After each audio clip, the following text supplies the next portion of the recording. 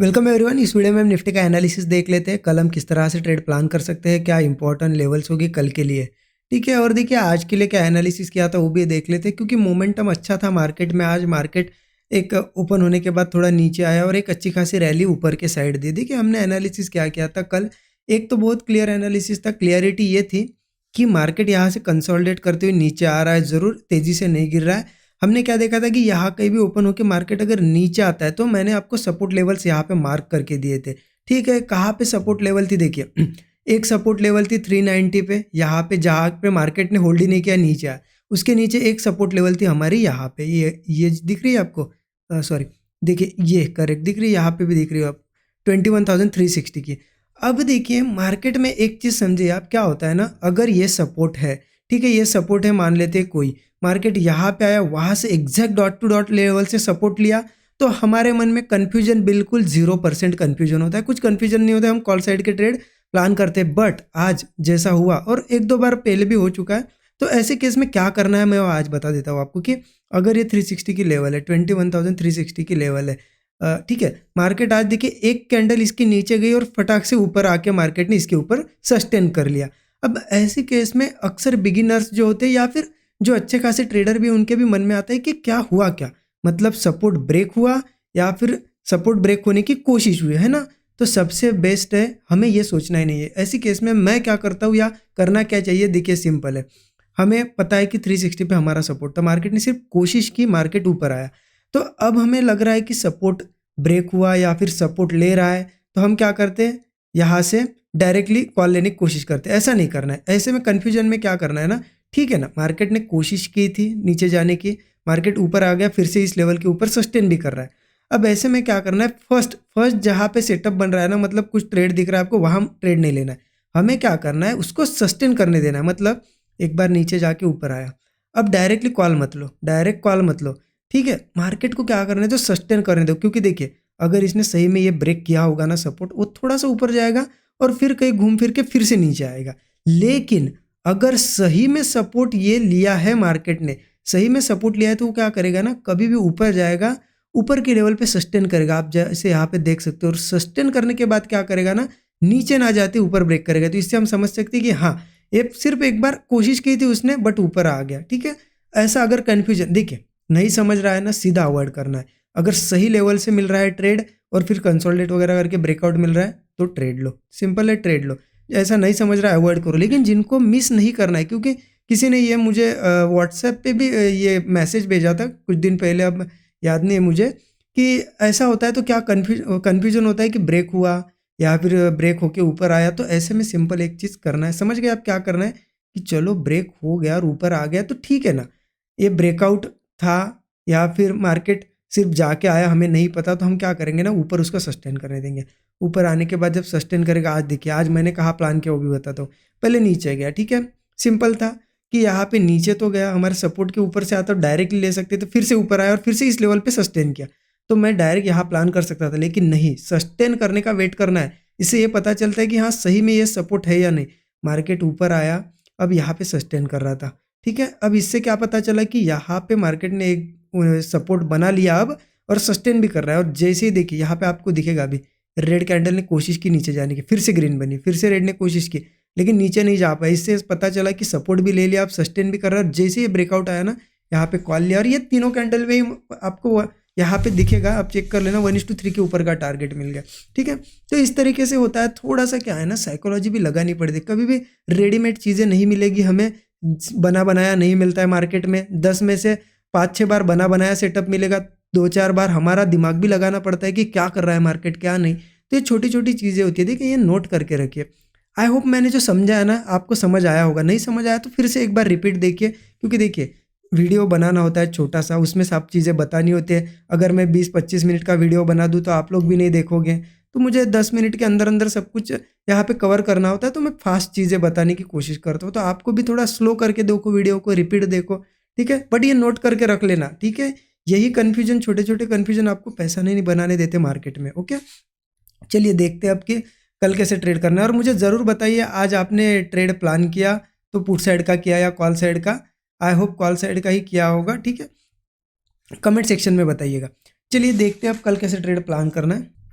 देखिए उसके लिए 15 मिनट चार्ट पे चलते हैं। 15 मिनट का चार्ट ओपन कर दिया है और देखिए जो आज मैंने एग्जांपल बताया ना, सेम वैसा ही कब हुआ था, यहाँ पे एक दिन पहले हुआ था। आप देख सकते हो ये हमने लेवल निकाली थी, है ना।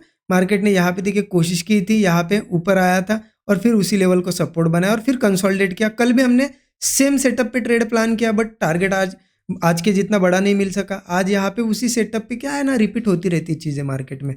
चलिए देखते हैं 15 मिनट चार्ट पे कल कैसे ट्रेड करना है। 15 मिनट का चार्ट ओपन कर दिया। देखिए कहीं ना कहीं आपको एक चीज़ यहाँ पे थोड़ा सा दिख रही होगी, मार्केट है ना, ये जो लेवल दिख रही है, जो हाई बनाया यहाँ पे कोशिश की थी एक बार जाने की, फिर नीचे आया, फिर कोशिश की, फिर नीचे आया, आज भी गैप अप हुआ, फिर नीचे आया, यहाँ पर भी जाने की। मतलब ये आप देख सकते हो, ये लेवल 21,500 के आसपास स्ट्रॉन्ग रेजिस्टेंस है। अब देखिए कुछ लोग यहाँ पे ट्रैप भी हुए होंगे, क्योंकि इस तरीके का एक ब्रेकआउट जैसा भी सिनेरियो बना था यहाँ पे। आप अगर देखोगे ना, ऐसा अगर मैं मार्क कर दूँ, इस तरीके का रेजिस्टेंस रेजिस्टेंस रेजिस्टेंस रेजिस्टेंस, यहाँ पे एक बार ऐसा ब्रेकआउट की कोशिश भी हुई है और वो फेल हो चुकी है इतनी बड़ी कैंडल से। तो क्या होता है ना, कभी भी फेलियर आता है ब्रेकआउट, और अगर मार्केट नीचे ही सस्टेन करे तो फिर नीचे गिरने की भी पॉसिबिलिटी बढ़ जाती है।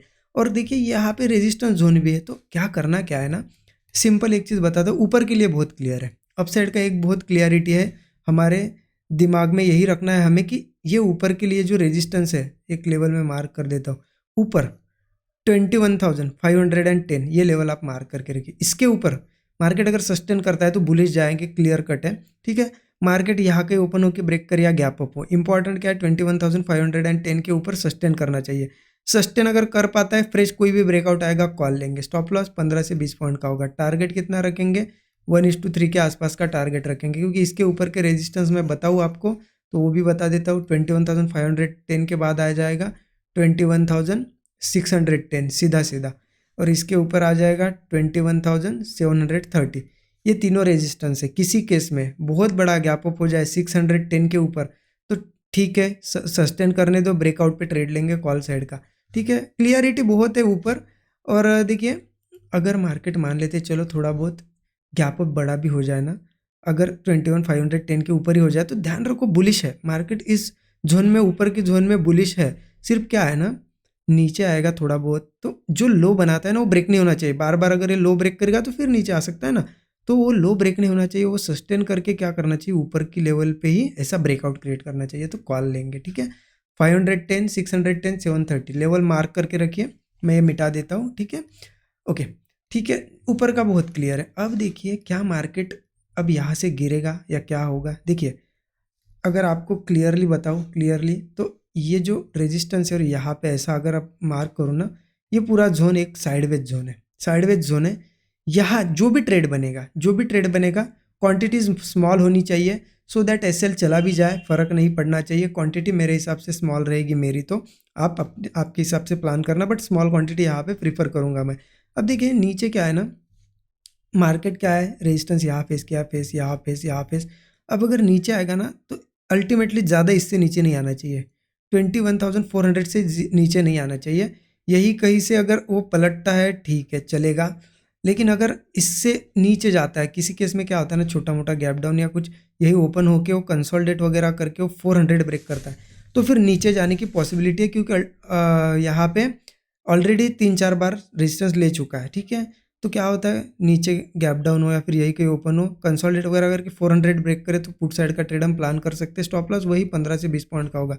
टारगेट देखिए 1:3 के आसपास रख सकते हैं, क्योंकि नीचे के अगर मैं इसके नीचे बताऊँ ना आपको, जब इसके नीचे आएगा तो सीधे सीधे 330 तक सपोर्ट नहीं है, ठीक है। इसके नीचे 21,330 का ही सपोर्ट आ जाएगा, और इसके भी नीचे आता है मार्केट तो 21,220 का, ठीक है।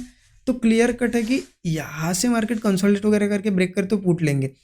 अगर मार्केट क्या करता है ना, 21,400 के नीचे ही ओपन हो रहा है तो ध्यान रखो कि ऊपर जाता है क्या, देखो अगर वो ऊपर नहीं जाता है, यही कहीं कंसोलिडेट करके ऐसा कोई ब्रेकडाउन बनाता है तो हम पूट ही लेंगे, क्योंकि इसके नीचे थोड़ा सा मार्केट वीक रहेगा। और स्ट्रांग कहाँ रहेगा मैंने आपको बता दिया, 21,510 के ऊपर, इसके ऊपर बुलिश, इसके नीचे थोड़ा बहुत बेयरिश। और इस जोन में अगर यही कहीं घूमते फिरते रहता है ना मार्केट, तो क्वांटिटीज करना भी है, कोई भी ट्रेड कॉल पुट कुछ भी लो, लेकिन प्लान करना है तो स्मॉल क्वांटिटी मेरे हिसाब से प्लान करनी चाहिए हमें, ठीक है। देखिए सिंपल रखने की कोशिश करता हूँ मैं एनालिसिस को जितना चाहे, सो दैट बिगिनर भी समझ सके। आई होप आपको एनालिसिस अच्छा लगा होगा, ठीक है। ओके। और देखिए एक चीज़ आपको बताता हूँ, लर्निंग करनी है, लर्निंग के लिए 13 आवर्स का हमारा यहाँ पे पूरा complete basic to advance course है। उसकी भी लिंक डिस्क्रिप्शन बॉक्स में आपको मिल जाएगी, उसे भी आप चेकआउट ज़रूर कर सकते हो। यही है levels, dot to dot levels निकालना, कैसे निकालने हैं, क्या मेथड्स फॉलो करनी है, सब कुछ चीज़ें उसमें डिस्कस की गई है, ठीक है।